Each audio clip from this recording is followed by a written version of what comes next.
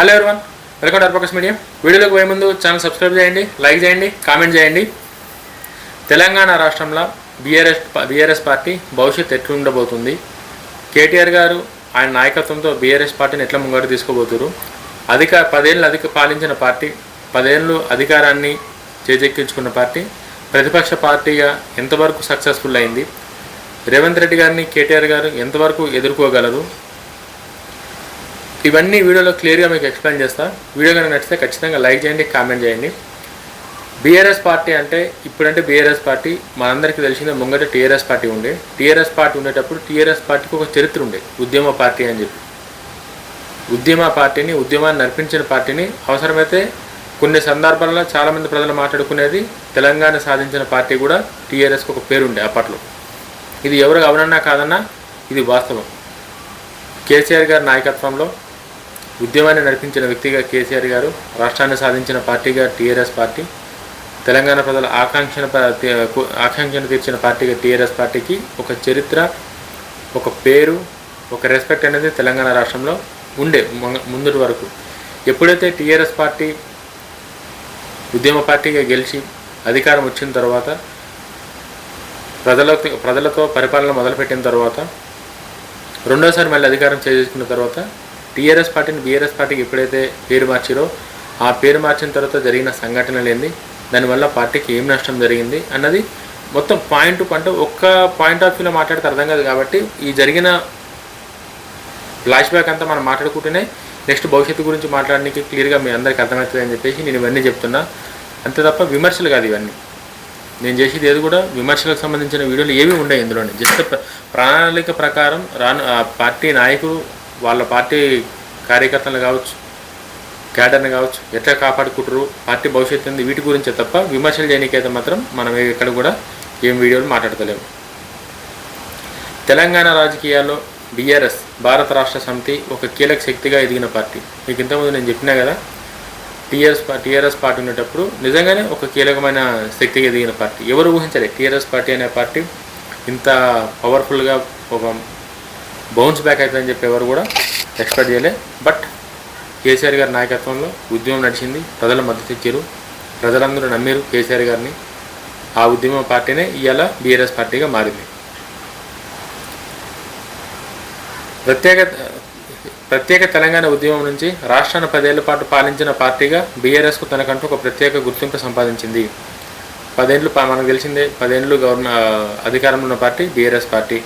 అధికారం కోల్పోయిన తర్వాత పార్టీ కొత్త పరిస్థితులను ఎదుర్కొంటుంది. అధికారం ఉండేటప్పుడు ఒకలాగా ఉంటుంది, అధికారం లేనప్పుడు పార్టీకి ఇంకోలాగా ఉంటుంది. అధికారం లేనప్పుడే ఉన్న సిచ్యువేషన్సే ఒరిజినల్ సిచ్యువేషన్. అధికారం ఉన్నప్పుడు ఉన్నదన్నీ కూడా 90% ఒరిజినల్ ఉన్నాయి. అన్నీ అక్కడ ఉన్న పరిస్థితులను బట్టి ఉంటాయి తప్ప ఒరిజినల్ వాస్తవాలు అయితే తక్కువ ఉంటాయి అధికారంలో ఉండేటప్పుడు. అధికారం లేనప్పుడే పార్టీ బలమైంది, పార్టీ కోసం ప్రజలు ఏం మాట్లాడుకుంటారు, నాయకులు ఏం మాట్లాడుకుంటారు, ఇవన్నీ పార్టీ అధికారం పోయిన తర్వాతనే బయటకు వస్తాయన్నీ.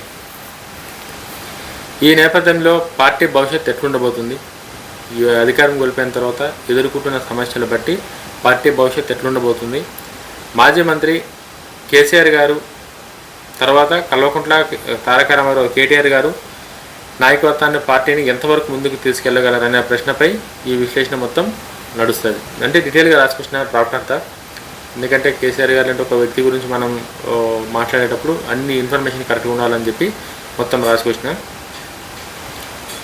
తెలంగాణ ఉద్యమం 2001లో కేసీఆర్ గారు తెలంగాణ రాష్ట్ర సమితిని స్థాపించారు. మనందరికీ తెలిసిందే, కేసీఆర్ గారు అంతకుముందు చాలా మంత్రి పదవులు, మంచి పొజిషన్లు, ఎమ్మెల్యేగా, మంత్రిగా, సెంట్రల్ మినిస్టర్గా అన్నీ చేసిన తరువాత తెలంగాణ రాష్ట్రం కోసం చాలామంది, అంటే అప్పట్లో ఉన్న విమర్శలు ఏంటంటే చంద్రబాబు నాయుడు గారి దగ్గర ఒక మినిస్టర్ పొజిషన్ కేసీఆర్ గారు ఎక్స్పెక్ట్ చేశారు. బట్ కొన్ని పరిస్థితుల వల్ల కేసీఆర్ గారికి చంద్రబాబు నాయుడు గారు ఆ మినిస్టర్ పోస్ట్ ఇవ్వకపోవడం వల్ల కేసీఆర్ గారు బయటకు వచ్చి టీఆర్ఎస్ పార్టీని స్థాపించారని చెప్పేసి చాలామంది, మనం ముంగర కనుక చూసుకుంటే మనందరికీ తెలిసినవి, చాలామంది మాట్లాడారు. బట్ కేసీఆర్ గారు ఏ సిచ్యువేషన్లో టీఆర్ఎస్ పార్టీ పెట్టారన్న దానికన్నా టీఆర్ఎస్ పార్టీ ఎంతవరకు తెలంగాణ రాష్ట్రానికి ఉపయోగపడింది అన్నది మనం ఇవాళ మాట్లాడుకుందాం. అవును, ఇవ్వకపోతే బయటకు వస్తారు, బరాబర్ వస్తారు, పార్టీ పెట్టుకునే దమ్ము నడిపే కెపాసిటీ ఉంది కాబట్టి కేసీఆర్ గారు పెట్టుకున్నారేమో. దానివల్ల తెలంగాణకి మంచి జరిగింది తప్ప చెడు ఏం జరగలేదు కాబట్టి మనం దాన్ని కూడా పాజిటివ్గానే తీసుకున్నాం. తెలంగాణ రాజకీయాల్లో బీఆర్ఎస్ ప్రయాణాన్ని అర్థం చేసుకోవాలంటే తెలంగాణ రాష్ట్ర ఉద్యమం నుంచి ప్రారంభమైన రాజకీయ పరిణామాలను పరిశీలించాల్సి ఉంటుంది. నేను ఫస్టే చెప్పినా కదా, భవిష్యత్తుకి మనం మాట్లాడుకోవాలంటే ఫస్ట్ గతం తెలవాలి. గతం ఏందని తెలిస్తేనే భవిష్యత్తు ఏందని మనకు తెలుస్తుంది. గతం ఏందని మనకు తెలియకపోతే భవిష్యత్తు ఎట్లా తెలుస్తుంది? సో అందుకోసమని చెప్పి మీకు పార్టీకు పరిస్థితులు ముంగట ఎట్లుండే ఇప్పుడు ఎట్లుండే అన్నది మీకు ఎక్స్ప్లెయిన్ చేశాను. ఉద్యమ పార్టీగా ప్రారంభమైన టీఆర్ఎస్ రాష్ట్రాన్ని సాధించిన తర్వాత వరుసగా రెండు సార్లు అధికారంలో కొనసాగి ఆ తర్వాత ప్రతిపక్షంలోకి వెళ్ళింది. ఈ ప్రయాణం తెలంగాణ రాజకీయాల్లో ఒక కీలక అధ్యయనంగా నిలిచింది.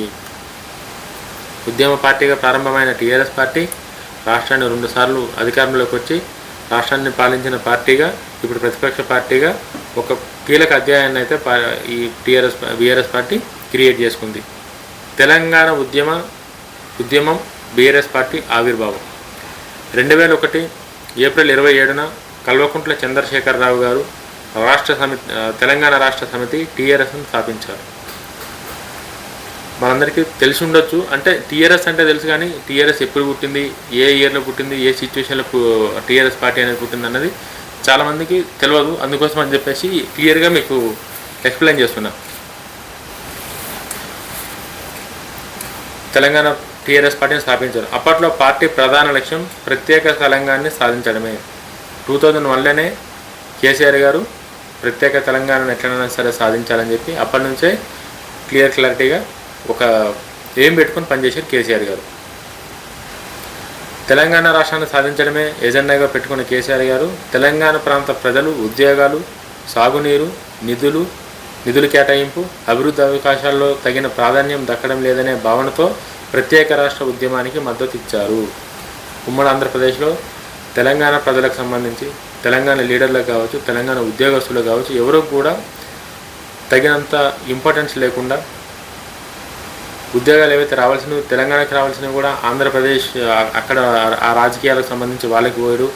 ఈ జరుగుతున్న అన్యాయాలు దిక్కించి కేసీఆర్ గారు అప్పట్లో ఈ ఉద్యమాన్ని ఈ పార్టీని స్థాపించారు. 2001 నుంచి 2014 వరకు అనేక దశల్లో ఉద్యమం కొనసాగింది. విద్యార్థులు, ఉద్యోగ సంఘాలు, రైతులు, వివిధ సామాజిక వర్గాల ఉద్యమంలో భాగస్వాములై తెలంగాణ అంశం రాష్ట్ర రాజకీయాలకే కాకుండా జాతీయ రాజకీయాల్లో కూడా ప్రధాన చర్చగా మారింది. కేసీఆర్ గారు 2001లో పార్టీ పెట్టిన తర్వాత 2001 నుంచి 2003 వరకు అంతంత మాత్రానిగా ఉండి 2003 తర్వాత ఇంక తెలంగాణ ప్రజలు వాళ్ళ ఎమోషన్ ఏదైతే ఉందో తెలంగాణ మా ప్రత్యేక తెలంగాణ మనకు రావాలి, పార్టీని ఎట్లైనా సరే సాధించుకోవాలన్న కసితో తెలంగాణ ప్రజలు, తెలంగాణ రాష్ట్ర ప్రభుత్వ ఉద్యోగులు, స్టూడెంట్స్ అందరూ కలిసికట్టుగా పోరాడి అందరు ఎట్లయినా సరే కూడా ఈసారి మన రాష్ట్రాన్ని ఎంత దాకా అయితే అంత దాకా కొట్టాడన్నా సరే తెచ్చుకుందాం అన్న కాడికి అప్పటి నుంచే చాలా సీరియస్గా ప్రత్యేక రాష్ట్రం కోసం కష్టపడ్డారు. వాళ్ళకు తోడుగా ఈ బీఆర్ఎస్ పార్టీ యాడ్ అయింది. టీఆర్ఎస్ పార్టీ రాకముందు నుంచే ఈ రాష్ట్ర సాధన నడుస్తూ ఉంది. బట్ దానికి ఏదైనా బేస్ ఒకటి మంచిది కావాలి అని అంటే అది టీఆర్ఎస్ పార్టీ అయింది. ఆ బేస్ అప్పట్లో అది చక్కగా నడవాలి, కరెక్ట్గా పద్ధతిలో పోవాలి అని అంటే దానికి ఒక బేస్ కావాలి. కాబట్టి ఆ బేసే టీఆర్ఎస్ పార్టీ. 2001 నుంచి 2014 వరకు ఉద్యమ దశలో కొనసాగింది. అంటే ఆ ఇంకా 2001 నుంచి 2010 10 సంవత్సరాలు, ఇది 14 ఏళ్ళు ఉద్యమం కొట్లాడు రాష్ట్రం కోసం ఏమన్నా చేయనీకి సిద్ధపడే ఉద్యమమే నడిచింది తప్ప ఎక్కడ కూడా నార్మల్గా ఒకసారి ఇంకా అది అవ్వదు లేకపోతే ఎందుకులే అన్న ఆలోచన అనేది ఎవరికి ఏడ రాలే. ఉద్యమం ప్రత్యేక తెలంగాణ కోసమే కొట్లాడేది. అనేక దశల్లో కొనసాగింది. విద్యార్థులు, ఉద్యోగ సంఘాలు, రైతులు అందరూ ఈ ఉద్యమంలో ఒకరని కాదు, తెలంగాణ ప్రజలందరూ వాళ్ళ పనులు వదిలేసి రాష్ట్రం కోసం ఎట్లయినా సరే రాష్ట్రం వస్తే తెలంగాణ ప్రజల జీవితాలు బాగుపడతాయి, తెలంగాణ దిశ మారుతుంది, మన తెలంగాణ మనమే పరిపాలించుకుందామన్న ఆ కసితో ప్రతి ఒక్కరూ ఉద్యమంలో చాలా చురుకుగా పాల్గొన్నారు. అప్పట్లో తెలంగాణ అంశం రాష్ట్ర రాజకీయాలుగా కాకుండా జాతీయ రాజకీయాలు కూడా ప్రధాన చర్చగా మారింది. ఇప్పుడంటే చాలామందికి అసలు తెలంగాణ ఉద్యమం, ఈ కొట్లాట్లు ఇవన్నీ ఎట్లా నడిచినాయో చాలామందికి ఇప్పుడున్న జనరేషన్కి తెలియకపోవచ్చు. అప్పట్లో ఈ ఇష్యూ ఒక స్టేట్ వైజే కాదు, దేశవ్యాప్తంగా తెలవాలని చెప్పి ఎన్ని ఎన్ని ఎన్ని చేయాలో అన్ని చేసి ఢిల్లీ దాకా వినిపించారు ఉద్యమం చేసి. అప్పట్లో తెలంగాణ ప్రజల ఉద్యమం ఢిల్లీ దాకా పోయింది. మా రాష్ట్రం మాకు కావాలి, మా రాష్ట్రాన్ని మేము పరిపాలించుకుంటాం, మా రాష్ట్రాన్ని మాకు ఇయ్యరని చెప్పి ఢిల్లీ దాకా పోయిందంటే అర్థం చేసుకోరి పరిస్థితి ఎంత గట్టిగా కొట్లాడింది అప్పుడు ఉండేవాళ్ళు. చివరికి 2014 జూన్ 2న తెలంగాణ ప్రత్యేక రాష్ట్రంగా అవతరించింది. రాష్ట్ర సాధనలో టీఆర్ఎస్ ఉద్యమ పార్టీ నుంచి పాలనా బాధ్యతలు చేపట్టే రాజకీయ పార్టీగా మారింది. ఈ 14 ఏళ్ళు కొట్లాడిన తర్వాత 2001 నుంచి 2014 వరకు 13 ఏళ్ళు కొట్లాడిన తర్వాత 2014 జూన్ 2 2014 జూన్ 2న తెలంగాణ ప్రత్యేక రాష్ట్రంగా అవతరించింది. ఇన్ని కొట్లాట్లు ఇవన్నీ అయినాక ఉద్యమాలు ఏమేమి చేయాలంటే చేసిన తర్వాత 2014 జూన్ 2న తెలంగాణ రాష్ట్రం ఆవిర్భవించింది. రాష్ట్ర సాధనలో టీఆర్ఎస్ ఉద్యమ పార్టీ నుంచి పాలనా బాధ్యతలు చేపట్టే రాజకీయ పార్టీగా మారింది. తెలంగాణ డిక్లరేషన్ అయిన తర్వాత టీఆర్ఎస్ పార్టీ ఉద్యమ పార్టీ నుంచి పాలన సాగించే పార్టీగా బాధ్యతలు చేపట్టి రాజకీయ పార్టీగా మారింది. ఉద్యమ పార్టీ నుంచి పొలిటికల్ పార్టీగా మారింది. ఉద్యమ పార్టీ మారిన తర్వాత మెయిన్ ఎజెండా పార్టీ పెట్టినప్పుడు నీళ్లు, నిధులు, నియామకాలు వీటిని మెయిన్ ఎజెండాగా తీసుకొని ఉద్యమం సాగింది. కాబట్టి తెలంగాణ ప్రజల ఆకాంక్షని సోనియా గాంధీ గారు అర్థం చేసుకొని ఈ తెలంగాణ ప్రజలు ఇంకెవరు కూడా రాష్ట్రం కోసం ఒక ప్రాణం కూడా పోవద్దని చెప్పి సోనియా గాంధీ గారు అప్పట్లో ఒక మంచి నిర్ణయం తీసుకొని రాష్ట్రాన్ని డివైడ్ చేయడం జరిగింది. అధికారంలో టీఆర్ఎస్ అభివృద్ధి సంక్షేమం. అధికారంలోకి వచ్చిన తర్వాత టీఆర్ఎస్ పార్టీ అది ఎట్లా సంక్షేమం ఎట్లా చేసింది, అభివృద్ధి ఎట్లా చేసింది దానికోసం మాట్లాడుకుందాం.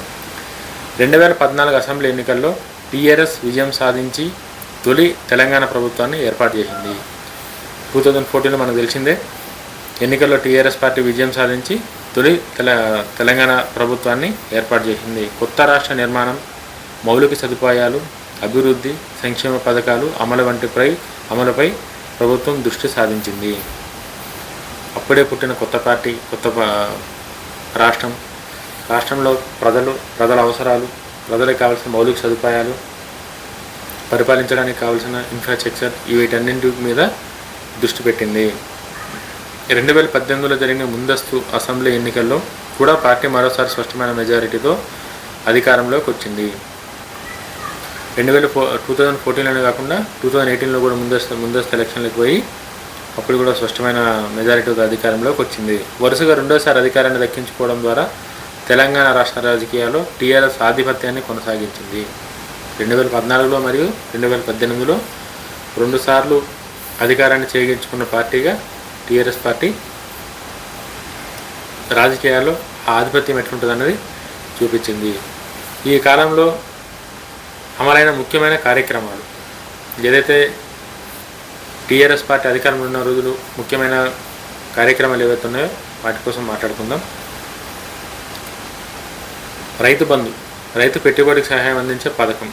రైతులందరికీ పెట్టుబడికి కావాల్సిన పైసలన్నీ గవర్నమెంట్ నుంచే నిధులు విడుదల చేసి రైతు బంధు అనే ఒక అద్భుతమైన కార్యక్రమాన్ని కేసీఆర్ గారు అప్పట్లో ఆయన మైండ్కి రావడమే చాలా గ్రేట్. అంతకుముందు ఉంటుండే, బట్ రైతు బంధు అని కొత్త రాష్ట్రంలో ఇంప్లిమెంట్ చేసినప్పుడు ఆ ఎక్స్పెక్టేషన్స్, ఆ రిజల్ట్స్ డిఫరెంట్గా ఉంటాయి కాబట్టి బాగా వర్కౌట్ అయింది. చాలా మంచిది. రైతు బంధు అంటే రైతులకు పెట్టుబడి సహాయం అందించే పథకం. రైతు బీమా, రైతు మరణించినప్పుడు కుటుంబానికి ఆర్థిక భరోసా. రైతులకి ఏమైనా ఏ పరిస్థితులు అయినా సరే కూడా రైతులకి ఏమైనా చనిపోతే రైతులకు కూడా రైతు బీమా కింద ఒక పాలసీని తీసుకొచ్చి రైతులందరికీ కూడా ఏదైనా సరే కూడా మీకు మేము ఉన్నామన్న వాళ్ళ కుటుంబాలకి భరోసా ఇచ్చే ఈ రైతు బీమా. మిషన్ భగీరథ, ప్రతి ఇంటికి తాగునీరు అందించే లక్ష్యంతో చేపట్టిన కార్యక్రమం. తెలంగాణ రాష్ట్రం వచ్చిన తర్వాత తెలంగాణ రాష్ట్రంలో ప్రతి ఇంటికి త్రాగునీరు ఉండాలి. నీళ్ళ కోసం బిందెలు పట్టుకొని తిరిగే పరిస్థితి ఉండొద్దు. ప్రతి ఇంటికి నల్ల కనెక్షన్, ప్రతి గ్రామానికి వాటర్ కనెక్షన్ పోవాలని చెప్పి మిషన్ భగీరథ అనే కాన్సెప్ట్ని తీసుకొని చెరువులు మిషన్ భగీరథ కార్యక్రమం చేపట్టి సాగునీరుని కూడా త్రాగునీరుని ప్రతి ఇంటికి అందించడం జరిగింది. మిషన్ కాకతీయ చెరువుల పునరుద్ధరణ ద్వారా సాగునీరు సామర్థ్యాన్ని పెంచే కార్యక్రమం. చెరువులన్నీ మిషన్ భగీరథ ద్వారా చెరువులన్నీ పునరుద్ధరణ చేసి, అంటే చెరువులు బాగా వానలు పడేటప్పుడు ఆ వాటర్ని తీసుకొచ్చి చెరువులలో పెట్టి ఆ వాటర్ అంటే అక్కడ భూమి ఆ ప్రాంతం ఎండిపోకుండా, బోర్డు ఎండిపోకుండా చేసే ప్రయత్నమే machine Bhagiratha, machine Kakatiya.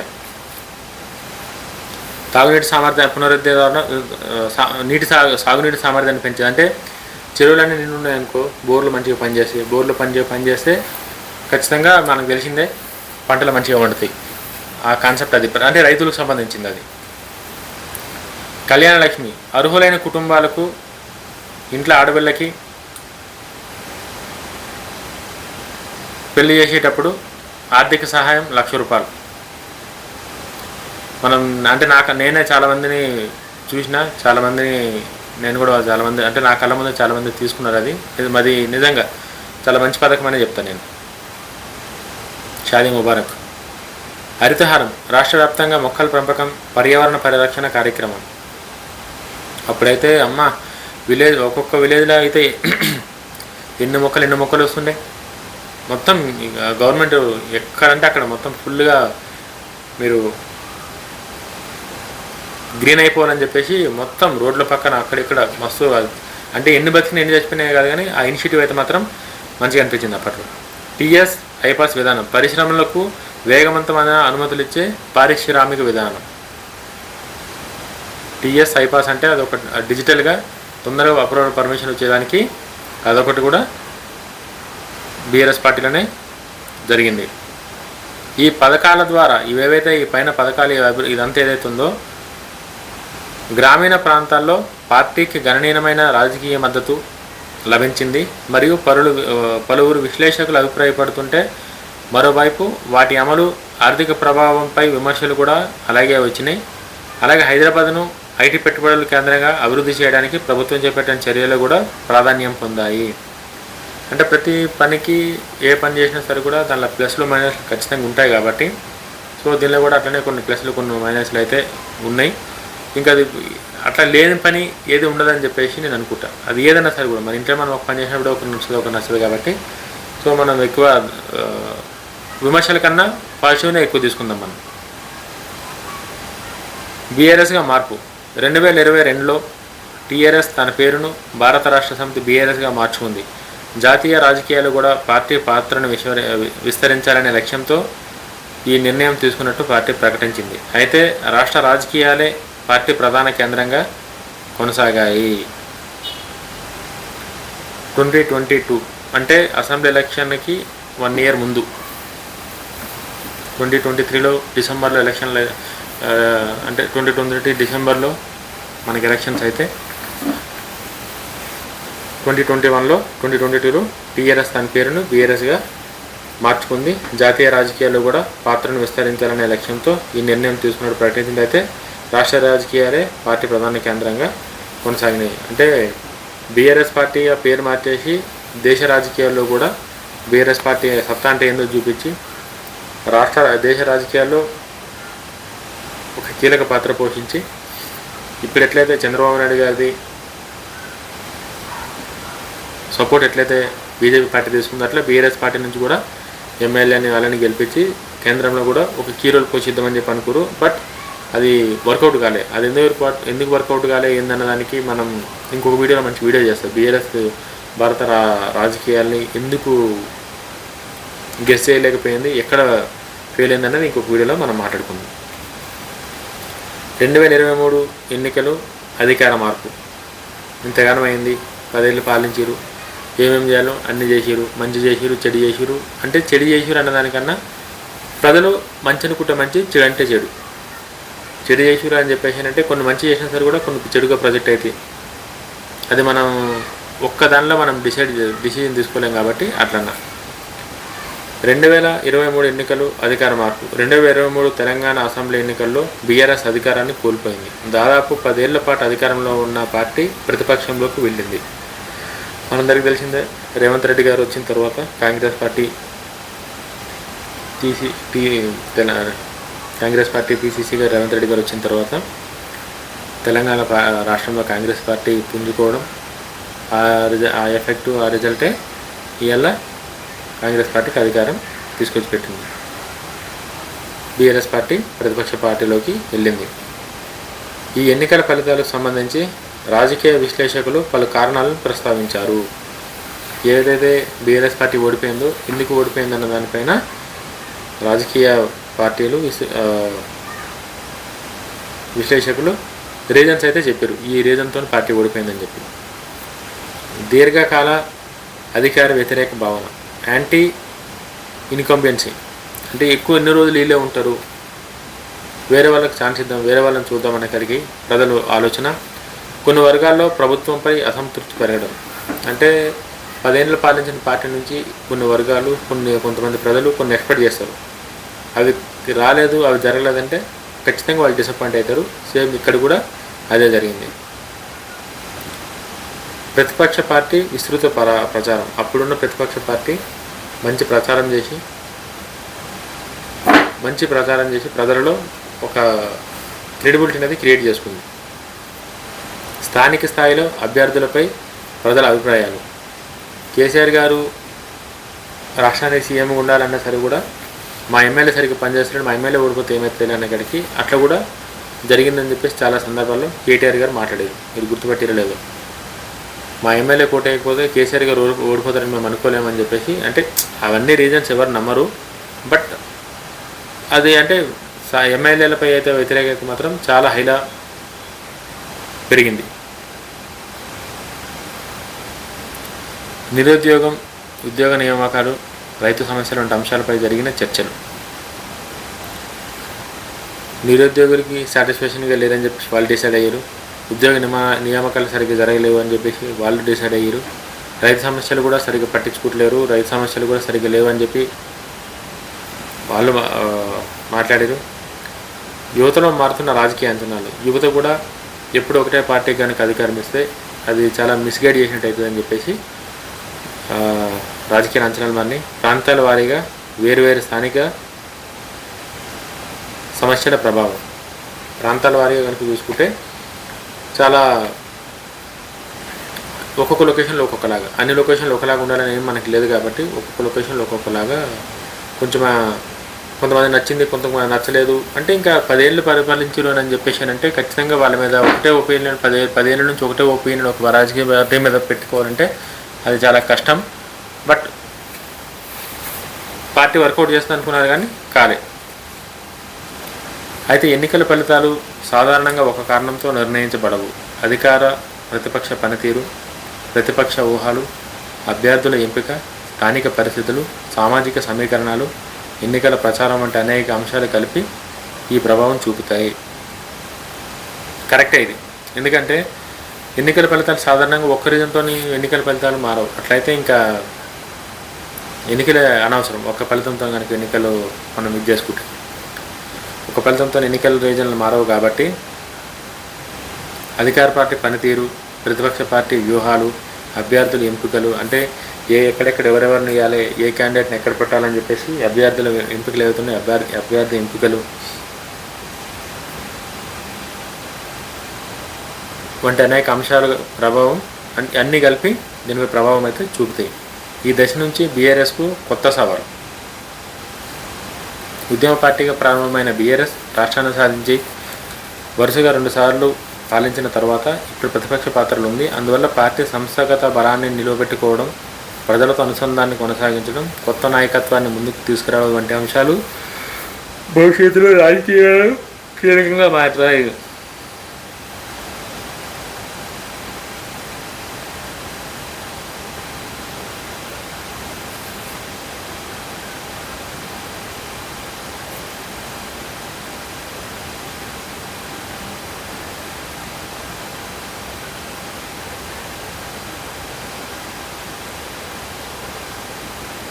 Next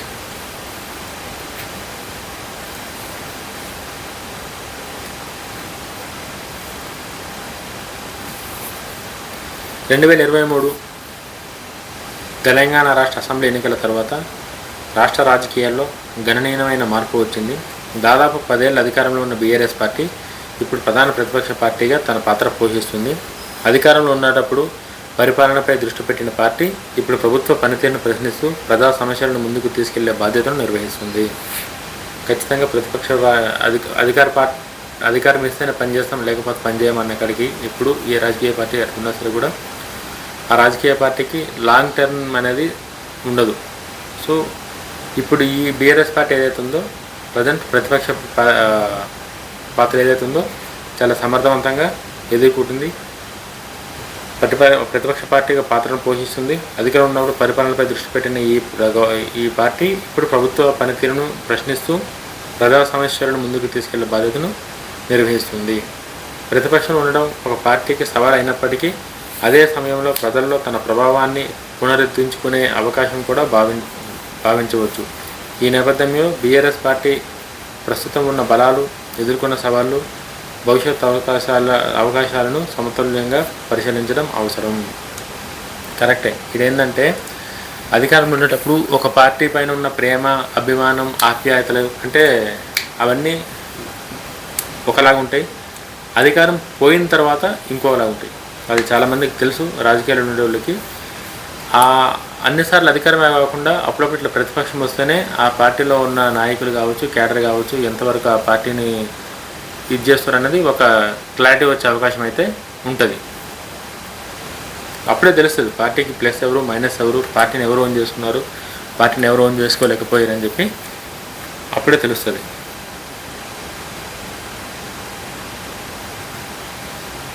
ప్రస్తుతం బీఆర్ఎస్ పార్టీ ప్రధాన బలాలు. ఇప్పుడు బీఆర్ఎస్ పార్టీ ప్రస్తుతం ఏదైతే ఉందో ఉన్న ప్లస్ పాయింట్స్ ఏమని మనం మాట్లాడుకుందాం. బీఆర్ఎస్ పార్టీ తెలంగాణలో గ్రామ స్థాయి నుంచి రాష్ట్ర స్థాయి వరకు విస్తరించిన సంస్థాగత నిర్మాణం ఉంది.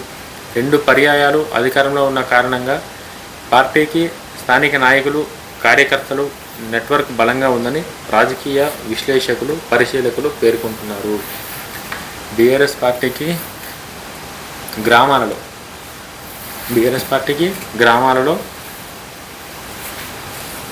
గ్రామ స్థాయి నుంచి రాష్ట్ర స్థాయి వరకు విస్తరించిన సంస్థాగత నిర్మాణం ఉంది. అంటే క్యాడర్ బీఆర్ఎస్ పార్టీతో ఫస్ట్ నుంచి ఎవరైతే ఉన్నారో వాళ్ళందరూ కూడా ఇప్పటికీ పార్టీతో ఉండి పార్టీకి ఒక బలంగా ఉండే ప్రయత్నం అయితే అలా చేస్తున్నారు. కాబట్టి రాజకీయ పరిశీలకులు అయితే అది పేర్కొంటున్నారు. గ్రామాలు, మండలాలు, జిల్లా స్థాయిలో పార్టీకి గుర్తింపు ఉన్న నాయకులు ఉండడం బీఆర్ఎస్ పార్టీకి ఒక ప్రధాన బలం. కరెక్టే. బీఆర్ఎస్ పార్టీకి విలేజెస్లో ఉన్నారు, మంచి పేరున్న లీడర్స్, మండల స్థాయిలో ఉన్నారు, జిల్లా స్థాయిలో ఉన్నారు, కాన్స్టిట్యున్సీ స్థాయిలో ఉన్నారు. అంటే పార్టీ ప్రతి గ్రామంలో బీఆర్ఎస్ పార్టీకి సంబంధించిన ఒక మంచి నాయకులు పార్టీలో ఉన్నారు. కాబట్టి అది పార్టీకి ఖచ్చితంగా ఉపయోగపడే ఒక మంచి అంశం. రాజకీయ పరిచయం ఒక నెట్వర్క్ ఇప్పటికీ బాగానే ఉంది పార్టీకి అన్నది రాజకీయ విశ్లేషకుల అంచనా.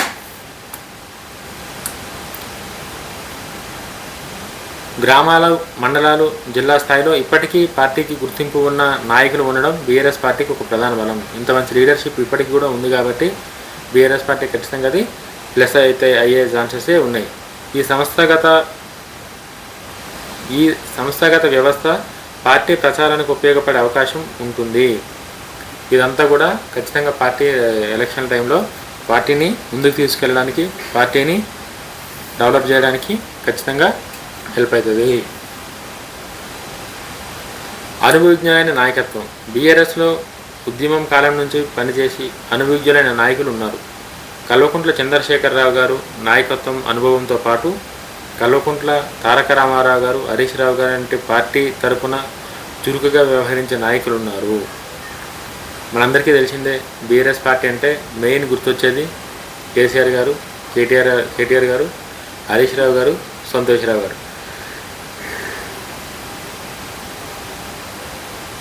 కవిత గారు ఉండే, బట్ కవిత గారు ఇప్పుడు వేరే పార్టీకి వేరు కాబట్టి వీళ్ళ నలుగురు ఈ నాయకత్వ అనుభవంతో ప్రతిపక్ష పాత్రలో పార్టీకి వ్యూహాత్మకంగా ఉపయోగపడే అంశంగా కొందరు విశ్లేషకులు భావిస్తున్నారు.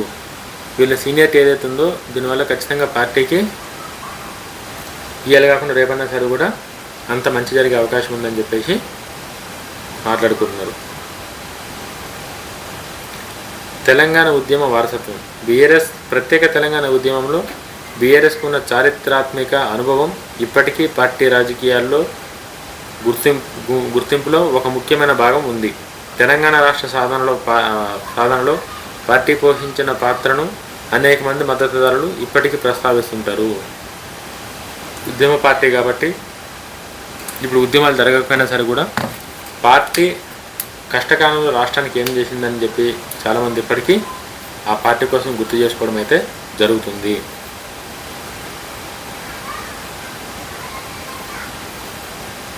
అయితే ఈడ ఇంకో సమస్య కూడా ఉంది. ఏంటంటే కొత్త తరానికి ఉద్యమ చరిత్రతో పాటు ప్రస్తుత సమస్యల పరిష్కారం కూడా ముఖ్యమైన అంశంగా మారుతున్నందున ఈ వారసత్వాన్ని సమకాలిక రాజకీయాల అజెండాతో అనుసంధానం చేయాల్సిన అవసరం ఉందని పరిశీలకులు సూచిస్తున్నారు. కొత్త తరానికి ఉద్యమ చరిత్రతో పాటు అంటే ఇప్పుడున్న తరానికి అప్పుడు ఉద్యమం ఏం జరిగిందో ఎవరికి తెలియదు, చాలామంది తెలియదు, ఈ యంగ్స్టర్స్ ఎవరికి కూడా తెలియదు.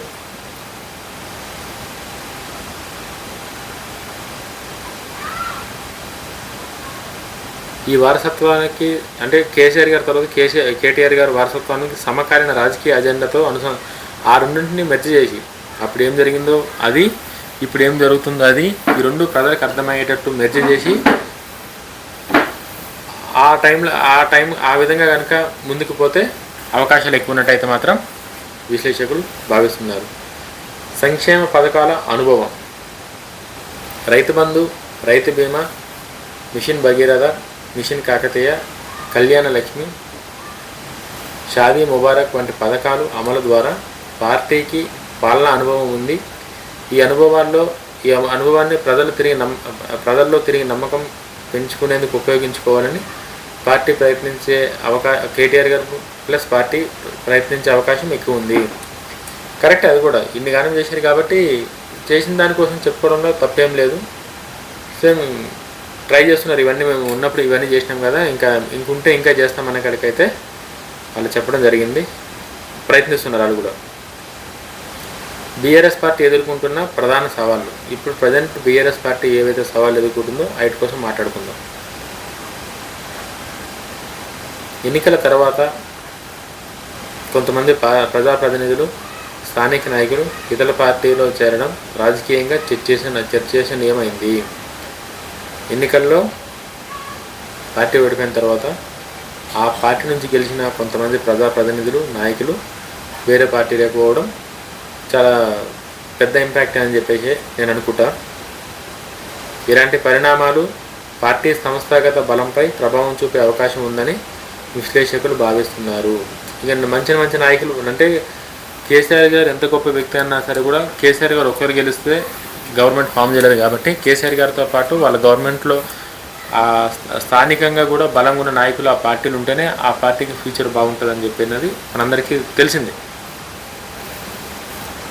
సో ఈ మంచి ఎవరైతే ఉన్నారో, ప్రజలతో కలిసి ప్రజలతో అనుసంధానమైన ఎవరైతే ఉన్నారో వాళ్ళందరూ ఒకరొకరుగా బయటికి పోతే పార్టీకి అది బాగా మైనస్ అయ్యే అవకాశాలు అయితే ఎక్కువ ఉన్నాయి. అయితే నాయకుల మార్పులు అన్ని రాజకీయాల పార్టీల్లో కూడా వివిధ దశల్లో కనిపించే సాధారణ రాజకీయ పరిణామాలుగా కూడా పరిగణించబడతాయి. అంటే ప్రతి ఒక్క పార్టీ మారుతూ ఉంటుంది, మనకు తెలిసిందే.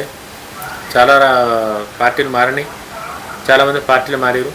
వాళ్ళకున్న అక్కడున్న పరిస్థితులు బట్టి, స్థానిక పరిస్థితులు బట్టి, వాళ్ళ రాజకీయ పరిస్థితులు బట్టి ఈ పార్టీలు మారడం ఇదంతా కామన్. క్యాడర్ను చురుకుగా ఉంచడం. అధికారంలో ఉన్నప్పుడు క్యాడర్కు ఉండే రాజకీయ చైతన్యం ప్రతిపక్షంలో కొనసాగడం అంత సులభం కాదు. చాలా వ్యాలిడ్ పాయింట్ ఇది, నిజంగానే చాలా వ్యాలిడ్ పాయింట్. ఎందుకంటే అధికారంలో ఉండేటప్పుడు ఆ పవరు, ఆ హైపు 5 వేరు, పవర్ పోయినప్పుడున్న హైపు 5 వేరు. సో ఇప్పుడు ప్రజెంట్ ఏదైతే సిచ్యువేషన్ ఉందో పవర్ లేదు కాబట్టి పవర్ లేనప్పుడు కూడా క్యాడర్ని అదే హైపర్తో అదే యాక్టివ్తో ఉంచడం అనేది చిన్న విషయం కాదు. ఆ విషయంలో బీఆర్ఎస్ పార్టీ సక్సెస్ అయిందనే చెప్తాను నేనైతే. ఈ పార్టీ కార్యకర్తల ఉత్సాహాన్ని కొనసాగించడం, స్థానిక స్థాయిలో కార్యక్రమాలు నిర్వహించడం, ప్రజా సమస్యలపై నిరంతరం పోరాటం చేయడం బీఆర్ఎస్ పార్టీకి చాలా పెద్ద సవాలుగా మారింది. ఇంతమంది కార్యకర్తల్ని అధికారంలో ఉన్నప్పుడు రమ్మంటే అప్పుడున్న పరిస్థితులు బట్టి ఎవరైనా సరే కూడా ఆ పార్టీకి సపోర్ట్ చేయడమో రావడమో ఏదో ఒకటి అవుతుంది. బట్ అధికారంలో లేనప్పుడు, అధికారంలో ఉన్నప్పుడు ఇలాగనే జరగాలి అంటే అట్లా జరగదు. కాబట్టి సేమ్ ఇక్కడ కూడా అది పెద్ద సవాలుగానే మారింది. యువ ఓటర్ల మద్దతు. ప్రతి ఎన్నికల్లో కొత్త ఓటర్ల సంఖ్య పెరుగుతుంది. యువత ఉపాధి, విద్య, స్టార్టప్లు, సాంకేతిక అభివృద్ధి, జీవన అవకాశాలపై ఎక్కువగా దృష్టి పెడుతున్నారు. అందువల్ల ఈ వర్గానికి అనుగుణంగా కొత్త రాజకీయ విధానాలు రూపొందించడం బీఆర్ఎస్ పార్టీకి అవసరమని పరిశీలకులు భావిస్తున్నారు. బీఆర్ఎస్ పార్టీకి గొప్ప చరిత్ర ఉండొచ్చు, ఉద్యమ పార్టీగా మంచి పేరు ఉండొచ్చు. బట్ అవన్నీ ఒకప్పుడు, గతం ఏదెవరు చేసినా సరే కూడా ఇప్పుడు నువ్వేం చేసినావు అన్నది ఇంపార్టెంట్. కాబట్టి సేమ్ ప్రజలు కూడా అదే ఆలోచిస్తారు. కాబట్టి ఇప్పుడు బీఆర్ఎస్ పార్టీ ఏం చేస్తుంది, ఇప్పుడు ప్రజలకు ఎట్లా ఉపయోగపడుతుంది, యువ ఓటర్లకి ఏం చేస్తుంది, ఈ పార్టీకి ఓటేస్తే ఉద్యోగులకి ఉద్యోగాలు వస్తాయా, యువ నాయకులు ఎట్లా ఆలోచిస్తారన్నది ఇంపార్టెంట్. కాబట్టి కొత్త రాజకీయ సందేశాలను, కొత్త వ్యూహాలను రూపొందించడం బీఆర్ఎస్ పార్టీకి అవసరమని విశ్లేషకులు, పరిశీలకులు భావిస్తున్నారు. పట్టణ ప్రాంతాల్లో కొత్త వ్యూహాలు. హైదరాబాద్తో పాటు ఇతర పట్టణాల్లో ఓటర్ల ప్రాధాన్యతలు వేగంగా మారుతున్నాయి. అభివృద్ధి, ట్రాఫిక్, మౌలిక వసతులు, ఉద్యోగాలు, పెట్టుబడులు వంటి అంశాలు ఎక్కువగా ప్రాధాన్యం పొందుతున్నాయి. అందువల్ల పట్టణ ఓటర్లకు చేరువయ్యే కొత్త వ్యూహాలు రూపొందించడం పార్టీకి కీలకంగా మారింది. ఇప్పుడు హైదరాబాద్ సిటీ గురించి కనుక మాట్లాడుకుంటే మనం పెద్ద సమస్య ఏమైనా ఉందంటే ట్రాఫిక్. చుక్కలు కనబడతాయి ఒక్కొక్కరు. రోడ్డు మీదకి పోతే ఆఫీస్కి పోయిన వాళ్ళకి కావచ్చు, ఏ పని మీద నువ్వు ఒక ఆఫీస్ కోసం అని కాదు, హైదరాబాద్ రోడ్లు ఎక్కినావంటే ఆ ట్రాఫిక్లో కుషించుకుపోతావు. నేను పోతున్నా కాబట్టి నేను చెప్తున్నా, అదొక నరకమనే చెప్పాలి ఎవరికైనా సరే. అది ఏదో ఎవరు వాళ్ళ తప్పు చేసిరని అంటే నేను రాష్ట్రం అభివృద్ధి దశలో పరుగులు పెడుతుంది. కాబట్టి ఆ డిమాండు, ఆ ట్రాఫిక్ అనేది హైదరాబాద్ సిటీలో ఎక్స్పెక్ట్ చేసింది.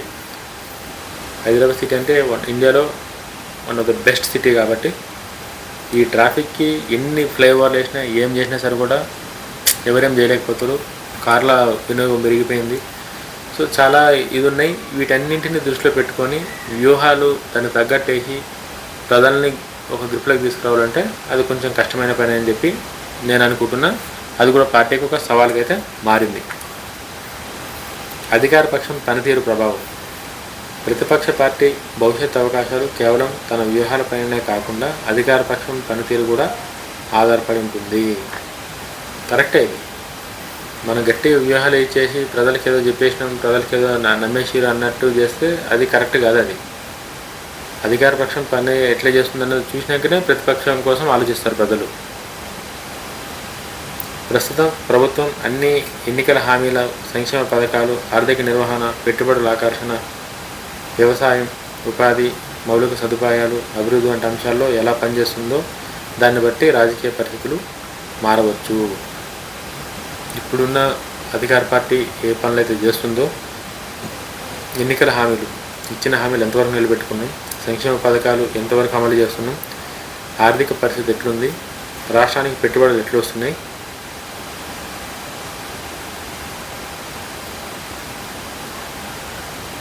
వ్యవసాయం రైతులను ఎట్లా ఆదుకుంటుంది, మౌలిక సదుపాయాలు ఎట్లున్నాయి, ఇవన్నిటిని బట్టి నెక్స్ట్ అనేది డిసైడ్ అవుతుంది.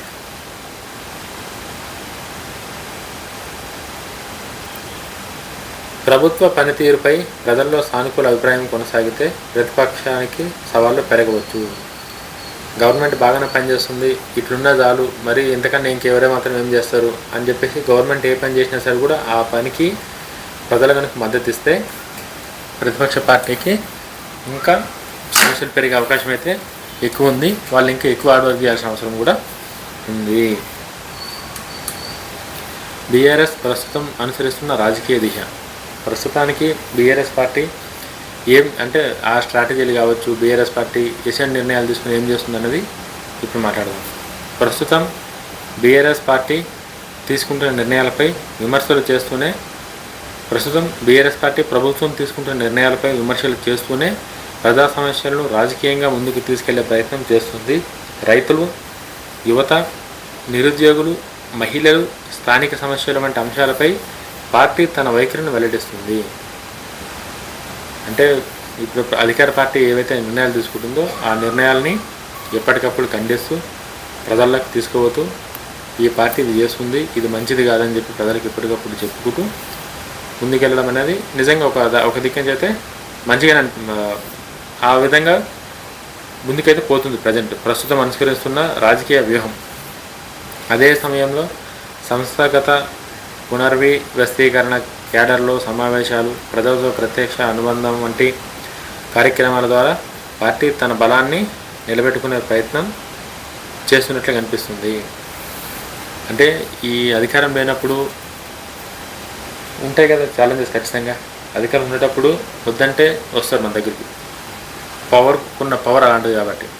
బట్ అధికారం లేనప్పుడు రావాలంటే అది మన మీద బాగా అభిమానం, ప్రేమ చాలా ఉంటేనే అప్పుడు వస్తారు. కాబట్టి సంస్థాగత పునర్వ్యవస్థీకరణ, క్యాడర్ సమావేశాలు, ప్రజలతో ప్రతిపక్ష అనుబంధం వంటి కార్యక్రమాలు పార్టీ పాలన అంటే అన్ని ఎక్కడ ఉన్న అవకాశాలన్నింటిలో కూడా పార్టీ వాటిని వాడుకొని వాటిని ఎట్లయినా సరే ఉపయోగించుకొని నిలబెట్టుకునే ప్రయత్నం చేస్తుంది.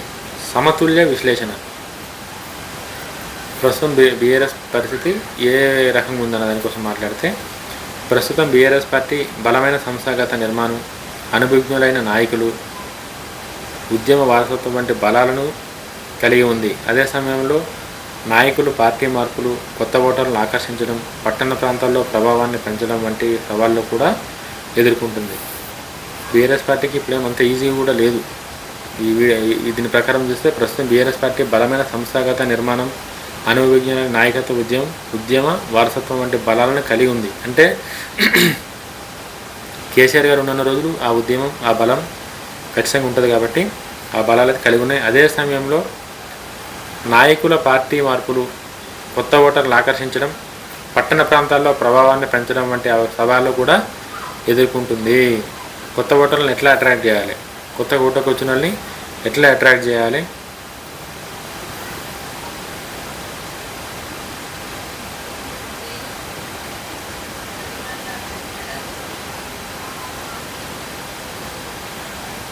పట్టణ ప్రాంతాల్లో ప్రభావాన్ని పెంచడం, ఇవన్నీ చాలా సవాళ్ళు కూడా ఉన్నాయి. భవిష్యత్తులో పార్టీ రాజకీయ ప్రస్థానం ఎలా ఉండబోతుందనే ఒక అంశంపై ఆధారపడదు. అధికార పక్ష పనితీరు, బీఆర్ఎస్ వ్యూహాలు, ప్రజల ప్రాధాన్యతలు, స్థానిక రాజకీయ పరిణామాలు, ఎన్నికల సమయానికి ఏర్పడే పరిస్థితుల బట్టిపై కొన్ని డిసిషన్స్ కూడా ఉంటాయని చెప్పేసి అయితే వస్తుంది. ఇంకా నెక్స్ట్ పాయింట్కి అయితే వెళ్ళిపోదాం మనం.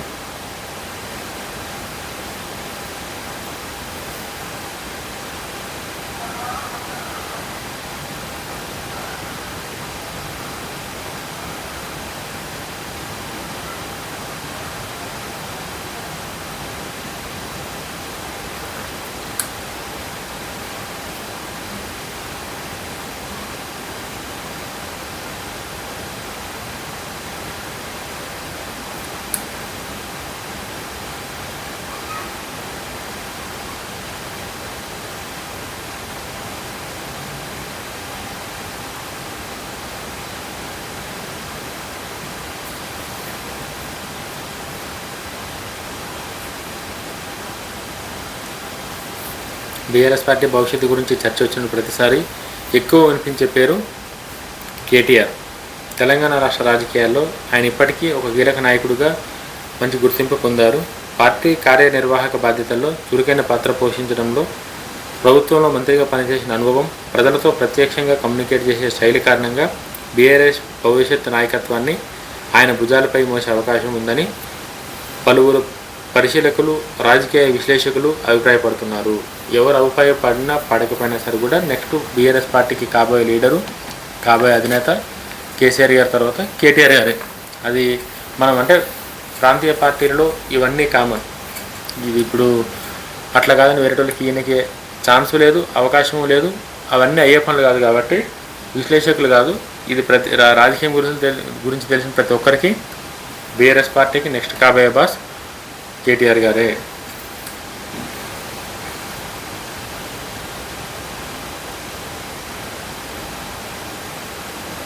అయితే ఏ రాజకీయ నాయకుడు భవిష్యత్ అయినా ప్రజల మద్దతు, పార్టీ బలం, రాజకీయ పరిస్థితులు, ఎన్నికల ఫలితాలపై ఆధారపడి ఉంటుంది. ఈ నేపథ్యంలో కేటీఆర్ నాయకత్వంలో బలాలను, సవాళ్ళను సమతుల్యంగా పరిశీలిద్దాం. ఒకవేళ కేటీఆర్ గారు కనుక నెక్స్ట్ కేటీఆర్ గారు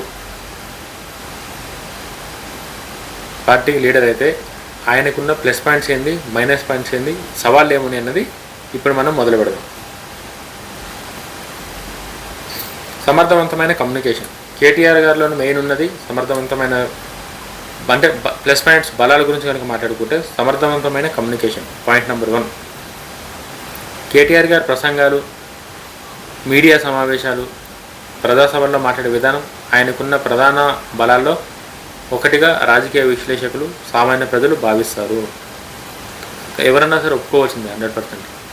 కేటీఆర్ గారు అంటే రాజకీయాల్లోకి వచ్చిన తర్వాత అన్నీ మనం సత్యహరిచంద్రులాగా మాట్లాడతామంటే అది ఏ రాజకీయ నాయకుడితో కూడా కాదు. అది అక్కడున్న పరిస్థితులు బట్టి, అక్కడున్న స్పందన బట్టి మాట్లాడాల్సి వస్తుంది. కాబట్టి సేమ్ కేటీఆర్ గారు కూడా ఒకసారి కేటీఆర్ గారు కనుక మైక్ తీసుకొని మాట్లాడిన విధానం కనుక మీరు చూస్తే సపరేట్ ఫ్యాన్ బేస్ ఉంటుంది కేటీఆర్ గారికి, ఆయన మాటలకి. సో ప్రసంగాల్లో బలాల్లో ఒకటిగా భావిస్తారు. క్లిష్టమైన అంశాలను సులభంగా వివరించే ప్రయత్నం చేయడం, ప్రత్యర్థుల విమర్శలకు వెంటనే స్పందించడం, పార్టీ వైఖరిని స్పష్టంగా ప్రజలకు తెలియజేయడం ఆయన రాజకీయ శైలిలో కనిపించే ముఖ్యమైన లక్షణాలు. కరెక్ట్. కేసీఆర్ గారు చాలా క్లారిటీగా ఆయన ఏదైనా సబ్జెక్ట్ మాట్లాడినప్పుడు, ఏదైనా పాయింట్ గురించి ఎక్స్ప్లెయిన్ చేసినప్పుడు చాలా క్లారిటీగా కమ్యూనికేషన్ అనేది చాలా పర్ఫెక్ట్ ఉంటుంది. ఎంత కష్టమైందైనా సరే కూడా చాలా ఈజీగా అర్థం చేసుకొని అంతే ఈజీగా ప్రజలకు కూడా చెప్పే కేపబిలిటీ ఉన్న నాయకుల్లో కేటీఆర్ గారు కూడా ఒకరు.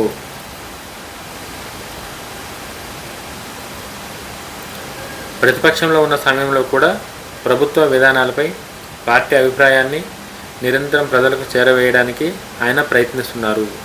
ప్రతిపక్షంలో కూడా కేటీఆర్ గారు ప్రతిరోజు ఏదో ఒక సభ లేకపోతే ఎవరినో కొన్ని కలవడం, ఏదో ఒక మీటింగ్ పెట్టి ప్రతిరోజు ప్రజలకైతే అందుబాటులో ఉన్నారు.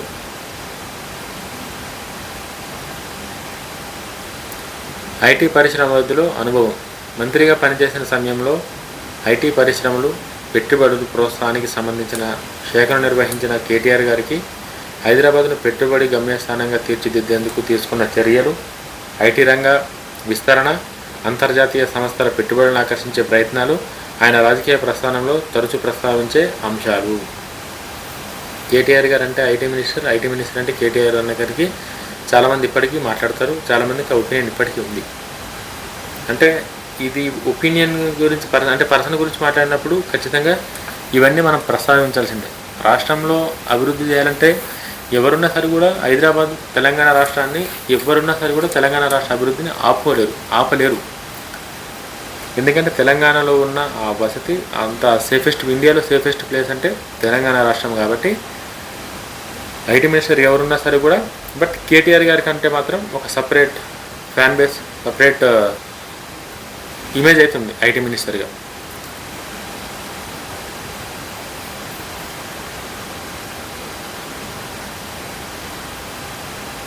ఐటీ రంగ విస్తరణ, అంతర్జాతీయ సంస్థల పెట్టుబడులను ఆకర్షించే ప్రయత్నాలు ఆయన రాజకీయ ప్రస్థానంలో తరచుగా ప్రస్తావించబడే అంశాలు. ఒప్పుకోవాల్సింది ఎవరైనా సరే, కరెక్టే అది అంశాలు. మద్దతుదారులు దీన్ని ఆయన పరిపాలన సామర్థ్యంగా చెప్తుంటే విమర్శకులు మాత్రం కొన్ని విభిన్న అభిప్రాయాలను వ్యక్తం చేస్తుంటారు. అందువల్ల ఈ అంశంపై రాజకీయంగా భిన్న దృక్కోణాలు ఉన్నాయి. ఇది కూడా ఒక విధంగా చెప్పాలంటే అది కూడా కరెక్టే. ఐటీ మినిస్టర్గా కేటీఆర్ గారు అది చేసిరు అని చెప్పేసి అని చెప్పి వాళ్ళకి నచ్చిన వాళ్ళు అంటారు. నచ్చిన వాళ్ళు ఐటీ మినిస్టర్గా ఆయన చేసిండు, ఎవరున్నా సరే ఐటీ మినిస్టర్కి ఎవరున్నా సరే కూడా వచ్చే పెట్టుబడులు వస్తూ ఉంటాయి, దానికి ఈయనే ఉండవసరం లేదు, కేటీఆర్ గారు లేదంత మాత్రాన ఏమి ఇదైపోదు కానీ అంటే ఒక్కొక్కరు ఒపీనియన్ ఒక్కొక్కలాగా ఉంటుంది. కాబట్టి దానికి మనం ఏం చెప్పనేకి రాదు. అది అందుకోసం అని చెప్పేసి భిన్నాభిప్రాయాలను వ్యక్తం చేస్తుంటారు. అందువల్ల ఈ అంశంపై రాజకీయంగా భిన్న దృక్కోణాలు ఉన్నాయి. అట్లా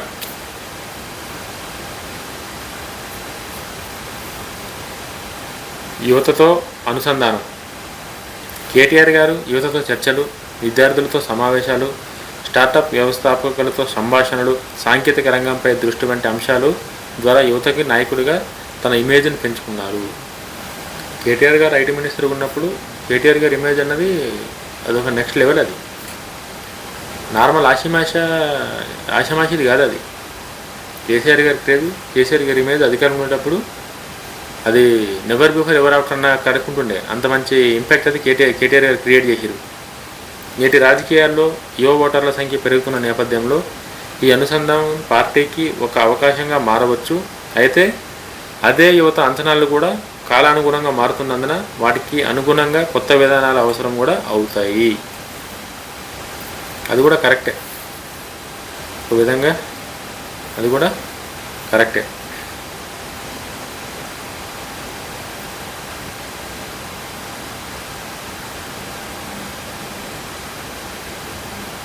సోషల్ మీడియా వినియోగంలో చురుకుదనం. సాంప్రదాయ రాజకీయాలతో పాటు రాజకీయ ప్రచారంలో సోషల్ మీడియాను విస్తృతంగా వినియోగించే నాయకుల్లో కేటీఆర్ గారు ఒకరుగా గుర్తింపు పొందారు. వివిధ అంశాలపై తన అభిప్రాయాలను వేగంగా పంచుకోవడం, ప్రజల సమస్యలకు స్పందించడం, ప్రభుత్వ నిర్ణయాలపై పార్టీ వైఖరిని తెలియజేయడం వంటి విషయాల్లో కూడా ఆయన చురుకుగా వ్యవహరిస్తుంటారు. సోషల్ మీడియా అంటే ఇంకా కేటీఆర్ గారికి ఒక సపరేట్ పిఆర్ టీం ఉంది కాబట్టి సోషల్ మీడియాని కేటీఆర్ గారు చాలా ఉపయోగిస్తారు. ప్రస్తుతం డిజిటల్ రాజకీయాల్లో సోషల్ మీడియా ప్రభావం పెరుగుతున్న నేపథ్యంలో ఇది పార్టీకి ఉపయోగపడే అంశంగా విశ్లేషకులు భావిస్తున్నారు. ఖచ్చితంగా ఇప్పుడు ఎవరి చేతిలో చూసినా సరే కూడా ఫోన్ లేకుండా ఎవరూ లేరు.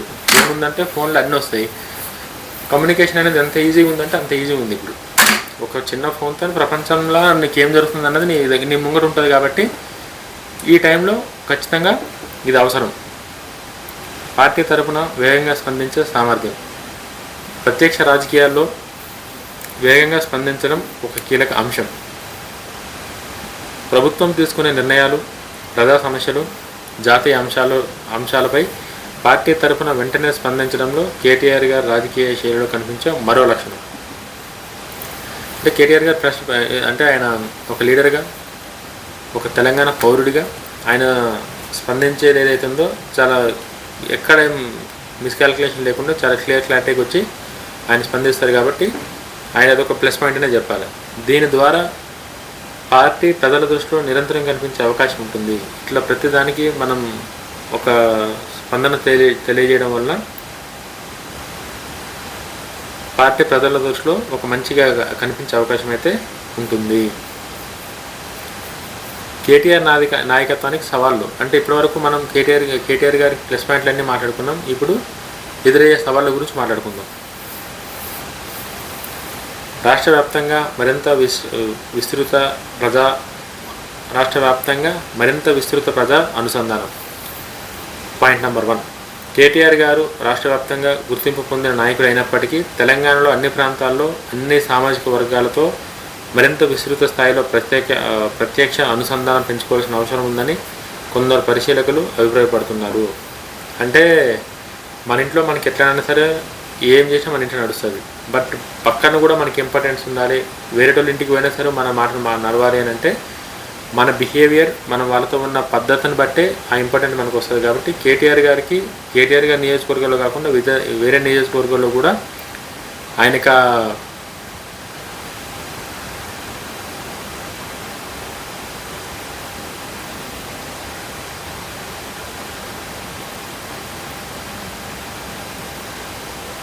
వేరే నియోజకవర్గాలు అనుసంధాన్ని పెంచుకోవాల్సిన అవసరం ఉందని చాలామంది అభిప్రాయపడుతున్నారు. ప్రతిపక్షంలో ఉన్న సమయంలో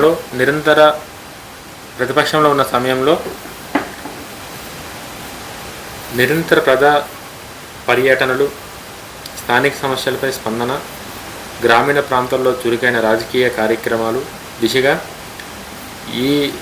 ఇవి కీలకంగా మారవచ్చు.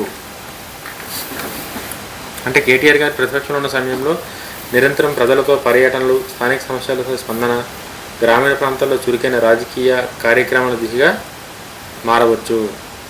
ఉద్యమ కాలంతో పోలిస్తే భిన్నమైన రాజకీయ పరిస్థితి ప్రస్తుతం మనకి ఉంది. ప్రత్యేక తెలంగాణ ఉద్యమం సమయంలో ప్రజల్లో ఉన్న భావోద్వేగం వాతావరణం ఇప్పుడు లేదు. ప్రస్తుతం ఓటర్లు ఉపాధి, పెట్టుబడులు, విద్య, ఆరోగ్యం, మౌలిక వసతులు, ధరలు వంటి రోజువారీ అంశాలకు ఎక్కువ ప్రాధాన్యం ఇస్తున్నారు. ఇది చాలా ఇంపార్టెంట్. ఇది అంటే కేటీఆర్ గారు, కేసీఆర్ గారు కూడా ఇంకా ఉద్యమం గురించి, తెలంగాణ తెచ్చిన వీరుడు తీరుడు అని చెప్పేసి వాటి గురించి మానేసి అయిపోయింది అది. అప్పుడు అవన్నీ చేసినందుకే కేసీఆర్ గారిని 2 సార్లు ముఖ్యమంత్రిగా చేశారు కాబట్టి వాటి అవసరం ఇప్పుడు లేదు కాబట్టి అయిపోయిన. దానికోసం మనం ఎక్కువ మాట్లాడుకున్నా సరే కూడా దానివల్ల యూజ్ ఏమి ఉండదు కాబట్టి ఇప్పుడు కేటీఆర్ గారు ఇక్కడ ఇచ్చినట్టు ప్రస్తుత ఓటర్ల ఉపాధి కోసం, అంటే మనకి ఉద్యోగాలు ఎట్లా వస్తున్నాయి, ఏం సంగతి, ఉపాధి కోసం పెట్టుబడులు, రాష్ట్రానికి ఏమేమి పెట్టుబడులు వస్తున్నాయి, విద్య ఎట్లుంది, ఆరోగ్యం ఎట్లుంది, మౌలిక వసతులు ఎట్లున్నాయి, రోజువారీ ధరలు ఎట్లుంటాయి వంటి రోజువారీ అంశాలకి ఎక్కువ, అంటే రోజు మిడిల్ క్లాస్ ప్రజలు ప్రతి ఒక్కటే కౌంట్ కాబట్టి రోజువారీ వాటిపై వాళ్ళు ఎక్కువ ప్రాధాన్యత ఇస్తున్నారు. అందువల్ల ఉద్యమ వారసత్వాన్ని కొనసాగిస్తూనే ప్రస్తుత ప్రజా అవసరాలకు అనుగుణంగా రాజకీయ అజెండాను రూపొందించడం నాయకత్వ సవాలుగా మారింది. అంటే అంటే ఇంక అయిపోయింది అది. అదంతా చేసినందుకు ఉద్యమ పార్టీని రాజకీయ పార్టీగా అయింది, అధికారం వచ్చింది. అక్కడికి అది వదిలేసి ఇప్పుడు మనం ఏం చేస్తాం, ప్రజలకు ఎట్లా ఉపయోగపడతామన్నది దగ్గరికి మాట్లాడితే ప్రజలు కొంచెం ఇంక ఇంపార్టెన్స్ ఎక్కువ ఇచ్చే అవకాశాలు అయితే ఉన్నాయి. కొత్త ఓటర్లను ఆకర్షించడం. ప్రతి ఎన్నికల్లో లక్షలాది మంది కొత్త ఓటర్లు ఎన్నికల జాబితాలో చేరుతున్నారు. ఈ వర్గానికి గత రాజకీయ చరిత్ర కంటే భవిష్యత్ అవకాశాలు, ఉద్యోగాలు, సాంకేతిక అభివృద్ధి, జీవన నాణ్యత వంటి అవకాశాలు ఎక్కువ ప్రాధాన్యం కలిగి ఉండవచ్చు. కరెక్ట్. కొత్త ఓటర్లను అట్రాక్ట్ చేయాలంటే ప్రతి ఎన్నికల్లో లక్షలాది మంది కొత్త ఓటర్లు, అంటే జనరేషన్ పెరిగే కొద్దీ సంవత్సరానికి 18 years వచ్చిన వాళ్ళందరూ కొత్త ఓటర్ లిస్టులో యాడ్ అవుతూ ఉంటారు ఖచ్చితంగా. దానికి ఇంక మనం ఏం చేయాలి, వాళ్ళందరినీ అట్రాక్ట్ చేయాలి అని అంటే గత రాజకీయ చరిత్ర కంటే భవిష్యత్ అవకాశాలు, ఉద్యోగాలు, అంటే ఆ కొత్తగా వచ్చిన వాళ్ళు కూడా అప్పట్లో నేను తెలంగాణ తీసుకొచ్చిన ధీరుణ్ణి అంటే వాళ్ళు ఓటు వేయరాళ్ళు. కరెక్టే ఇది. ఎందుకంటే వాళ్ళకి కావాల్సింది నీ కోటేసినందుకు నాకు ఇప్పుడు ఏం జరుగుతుంది, రాష్ట్రానికి ఏం ఉపయోగం ఉందనేది మాట్లాడితే ఓకే తప్ప అప్పుడెప్పట్లో నేను అది చేసిన అంటే అది అవసరం లేదు. వాళ్ళకి అయిపోయింది, అది గతం, అవసరం లేదు అది అన్నకడికి యువత ఉన్నారు కాబట్టి నేను అట్లా మాట్లాడుతున్నాను. కాబట్టి ఈ వర్గాన్ని ఆకర్షించే విధంగా కొత్త ఆలోచనలు, స్పష్టమైన విధానాలు, సమర్థవంతమైన ప్రచారం అవసరం. యువతను అట్రాక్ట్ చేసేటట్టు ప్లాన్ చేసుకుంటేనే ఏదన్నా బాగుంటుంది. పార్టీలో ఐక్యతను కొనసాగించడం. ఎన్నికల తర్వాత ఏ రాజకీయ పార్టీకైనా సంస్థాగత ఐక్యతను కొనసాగించడం ఒక ప్రధాన సవాలుగా మాట్లాడవచ్చు. అధికారం ఉండేటప్పుడు అన్ని చక్కగా ఉంటే అధికారం పోయినాక చూసారు కదా బీఆర్ఎస్ పార్టీ పరిస్థితి. కవిత ఒక దిక్కు, చాలామంది ఎమ్మెల్యేలు పోయారు, మాకు విలువ లేదని చెప్పి వాళ్ళ కన్నాలు బట్టి. బట్ అధికారం పోయినప్పుడు కూడా వాళ్ళందరితో మంచిగా మాట్లాడి వాళ్ళకందరికీ అవకాశాలు ఒకటేలాగా చూసుకోవడం అనేది కూడా ఒక పెద్ద సవాలు. నాయకులు, కార్యకర్తలు స్థానిక స్థాయి నిర్మాణాలు సమన్వయం చేయడంలో పార్టీలో ఉత్సాహాన్ని కొనసాగించడం, భవిష్యత్ ఎన్నికలకు సిద్ధం చేయడం నాయకత్వానికి కీలక బాధ్యత. కరెక్టే. నిర్మాణాలను సమన్వయం చేయడం, నాయకులు, కార్యకర్తలు అంటే గ్రామ స్థాయి నుంచి ఎమ్మెల్యే దాకా, గ్రామ స్థాయి నుంచి మండలం, జిల్లా స్థాయి, కాన్స్టిట్యున్సీ, వీళ్ళందరినీ సమన్వయం చేసి పార్టీలో ఉత్సాహాన్ని కొనసాగించడం, భవిష్యత్ ఎన్నికలకు సిద్ధం చేయడం ద్వారా నాయకత్వానికి అంటే నెక్స్ట్ ఎలక్షన్లకి ఇప్పటి నుంచే ప్రణాళిక చేసుకొని ఎవరికి ఏది ఇస్తే బాగుంటుందని చెప్పి ఇప్పటి నుంచి డిసిజన్ తీసుకొని కనుక ముందుకు పోతే పార్టీల ఉత్సాహాన్ని కొనసాగించడం, భవిష్యత్తు ఎన్నికలకు సిద్ధం చేయడం నాయకత్వానికి కీలక బాధ్యత. అట్లా పార్టీ అంతర్గత సమన్వయం ఎంత బలంగా ఉంటే ఎన్నికల సమయంలో అంత ప్రభావితం చూపేసే అవకాశం ఉంటుంది. పార్టీ అంతర్గత సమన్వయం అంటే అధికారం లేకపోయినా సరే కూడా పార్టీలో ఒకరు ఒక మాట చెప్తే ఆ మాటకు అందరూ కట్టుబడి ఉండాలంటే, అది మంచిగా చెడ పక్కన పెడితే ఆయన చెప్పిందే వేదం అక్కడికి ఆ కమాండింగ్ ఏదైతే ఉందో అది ఉంటే మాత్రం ఎన్నికల సమయంలో అంత ప్రభావవంతంగా పనిచేసే అవకాశం ఉంటుంది. ఎంత గట్టిగా నీ మాటతో నువ్వు కమాండింగ్ చేస్తే ఎన్నికల సమయంలో అంత గట్టిగా నీ మాట నువ్వు నిలబెట్టుకునే అవకాశం అయితే ఉంటుంది. సమతుల్యత విశ్లేషణ. కేటీఆర్ గారు ప్రస్తుతం బీఆర్ఎస్లో ప్రముఖ నాయకుడిగా, భవిష్యత్తు నాయకత్వానికి ప్రధాన ముఖచిత్రంగా కనిపిస్తున్నారు. కమ్యూనికేషన్ నైపుణ్యం, పరిపాలన అనుభవం, యువతలో అనుసంధానం, డిజిటల్ ప్రచారంలో చురుకుదనం వంటి అంశాలు ఆయనకు చాలా బలంగా చెప్పవచ్చు. అదే సమయంలో కొత్త తరంలో ఓటర్లను ఆకర్షించడం, రాష్ట్ర వ్యాప్తంగా పార్టీని మరింత బలోపేతం చేయడం, ప్రతిపక్షంలో సంస్థాగత ఐక్యతను కొనసాగించడం వంటి సవాళ్లు కూడా కేటీఆర్ గారికి ఉన్నాయి. అంతిమంగా కేటీఆర్ నాయకత్వం విజయం అవుతుందనే ఒక్క వ్యక్తిపైన ఆధారపడదు. కరెక్ట్, అది కూడా కేటీఆర్ గారి నాయకత్వం సక్సెస్ అవుతుందని చెప్పి నేను చెప్తాను, నువ్వు చెప్తావు అయ్యేది కాదు. అది పార్టీ వ్యూహాలు, ప్రజల అభిప్రాయాలు, అధికార పక్ష పనితీరు, సామాజిక ఆర్థిక పరిస్థితులు, ఎన్నికల సమయానికి ఏర్పడే రాజకీయ వాతావరణం వంటి అనేక అవకాశాలు ప్రభావం చూపుతాయి. కాబట్టి ఖచ్చితంగా ఏవన్నీ చూపించినా సరే కూడా ఆ పొజిషన్ ఉన్నప్పుడు ఖచ్చితంగా ఏ లీడర్ అయినా సరే వాళ్ళు చేయాల్సింది చేస్తారు. కాబట్టి కేటీఆర్ గారు కూడా చేసి కేటీఆర్ గారు ఇంక మంచి భవిష్యత్తు ఉండాలని చెప్పేసి అయితే నేను కోరుకుంటున్నా. వీడియో మీకు ఎట్లా అనిపించిందో కామెంట్ చేయండి, లైక్ చేయండి, ఛానల్ సబ్స్క్రైబ్ చేయండి. జై హింద్.